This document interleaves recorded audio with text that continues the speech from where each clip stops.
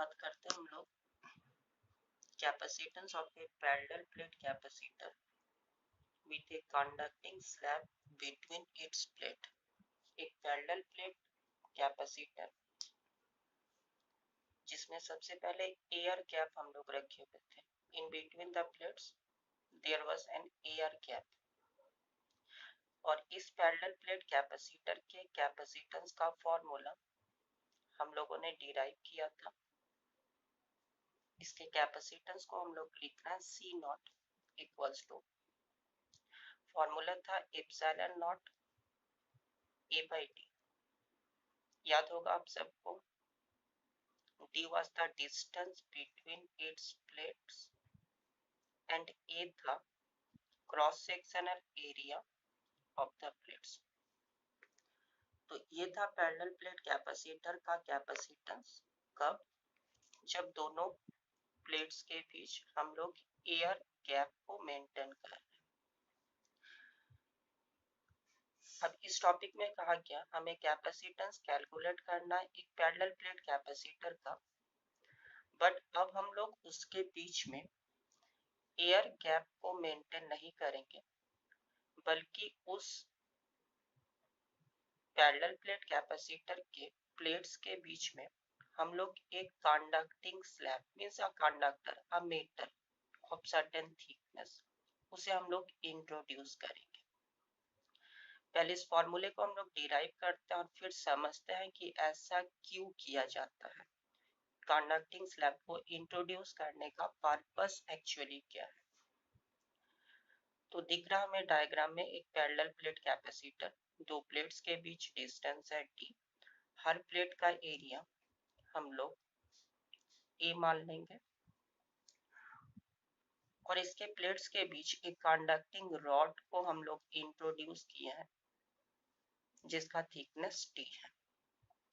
Now what you are seeing, capacitor के अंदर एक यूनिफॉर्म इलेक्ट्रिक फील्ड डेवलप होता है जिसे हम लोग E0 equals to sigma by epsilon naught लिखे थे, और इस फील्ड का डायरेक्शन था from positive plate to the negative plate.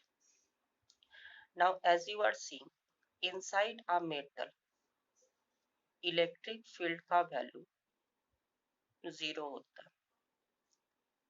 It means ये uniform electric field E naught जो पहले इस पूरे स्पेस में एग्जिस्ट कर रहा था, अब ये यूनिफॉर्म इलेक्ट्रिक फील्ड ये एग्जिस्ट कर रहा सिर्फ उस रीजन में जिस रीजन में एयर गैप है। सिंपली टू से आउटसाइड द कंडक्टिंग स्लैब ये इलेक्ट्रिक फील्ड एग्जिस्ट कर रहा, दैट इज ई नॉट। तो क्या कहा मैंने, कंडक्टिंग स्लैब को इंट्रोड्यूस करने के बाद इलेक्ट्रिक फील्ड ई नॉट जो पहले इस कैपेसिटर के प्लेट्स के बीच पूरे स्पेस में एग्जिस्ट कर रहा था, अब वो सिर्फ इस कंडक्टिंग स्लैब के बाहर ये जो एयर गैप है इस एयर गैप में ही एग्जिस्ट करेगा, क्योंकि inside a conductor electric field का वैल्यू 0 होगा। Now if I calculate capacitance of this system from the basic formula, as we know C capacitance of this system इसे C से represent किया, that is Q by V। Q simply means sigma A, charge density into area of the plates, divided by V को हम लोग लिखे थे product of electric field and distance. याद होगा पोटेंशियल का फॉर्मूला था electric field into distance. Now electric field is E not, but ये इलेक्ट्रिक फील्ड एग्जिस्ट कर रहा सिर्फ उस डिस्टेंस में, उस रीजन में जिसका विड्थ है d minus T, means potential across the plates, उसे हम लोग लिख रहे हैं ई not into d minus t, that is equals to sigma A. Once again E naught can be written as sigma by epsilon naught, that is E naught को हम लोग लिख दिए sigma by epsilon naught into d minus t. Now you are finding इस system का capacitance हो चुका है epsilon naught A divided by d minus t. What you are seeing from here? पहले जब दो प्लेट्स के बीच एयर गैप था, जब हम लोग कंडक्टिंग स्लैब को इंट्रोड्यूस नहीं किए थे, उस सिचुएशन में इस सिस्टम का कैपेसिटेंस था epsilon naught A by D. Conducting slab को इंट्रोड्यूस करने के बाद इस सिस्टम का कैपेसिटेंस हो चुका epsilon naught A by D minus T.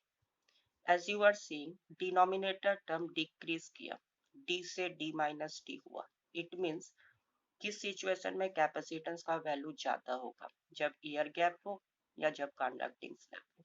You are finding the answer C greater then C not. It means conducting slab को introduce करने के बाद इस पैरेलल प्लेट कैपेसिटर का कैपेसिटेंस वो इंक्रीज कर जाता है। दैट इज वाई हम लोग कैपेसिटेंस को इंक्रीज करने के लिए, इम्प्रूव करने के लिए मेटल प्लेट्स या पैरेलल प्लेट कैपेसिटर के बीच में एक कंडक्टिंग स्लैब को इंट्रोड्यूस करते हैं।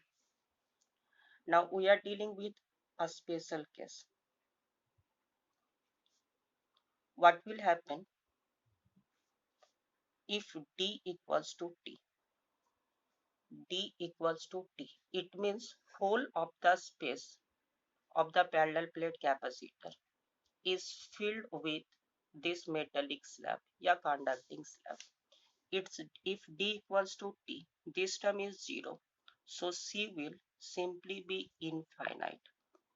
Infinite means इस पैरेलल प्लेट कैपेसिटर का कैपेसिटेंस वो काफी ज्यादा इंक्रीज कर जाएगा जब हम लोग इस प्लेट के बीच में पूरे स्पेस को एक कंडक्टिंग स्लैब से इंसर्ट करते हैं। Means greater the thickness of the conducting slab, greater will be the capacitance of the system. तो इस टॉपिक का सिग्निफिकेंस ये हुआ कि किसी पैरेलल प्लेट कैपेसिटर के कैपेसिटेंस को बढ़ाने के लिए हम लोग उसके अंदर एक कंडक्टिंग स्लैब जैसे कोई मेटेलिक स्लैब को इंट्रोड्यूस करते हैं।